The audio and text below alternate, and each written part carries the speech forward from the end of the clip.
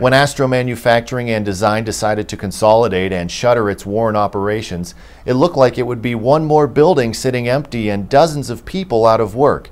But one employee was able to pick up the pieces, hold on to some of the customer base, and start fresh. Today, the same building is home to Warren Design and Build. George Nelson has the story.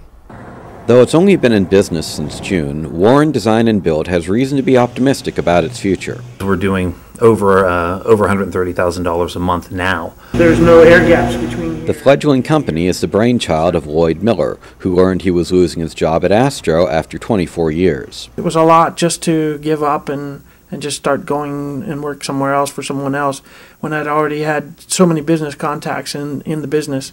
I decided to try to see what I could get as far as an investor to help launch the Warren Design and Build. And fortunately for me, that I did find a gentleman to do that. And so what we're trying to do is... That man was Adam Sarson, whose previous experience included working 15 years internationally. Even though I only bought assets, I did buy the reputation of the people that were here before.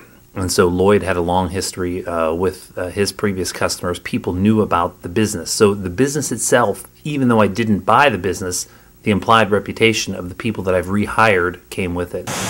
The company today employs 15, almost all former Astro employees. Warren Design and Build supplements the engineering resources of other manufacturers. From simple brackets to million-dollar machines, we'll design them, we'll fabricate them, assemble them, and then ship them to the customer.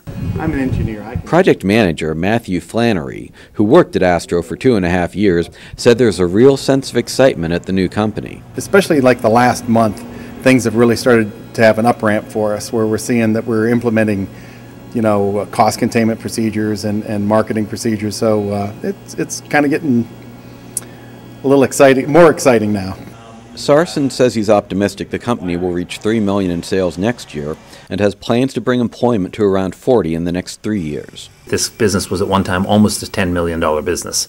I see no reason this can't be a $10 million business again. You can read more in the October issue of the Business Journal. For the Daily Buzz, I'm George Nelson.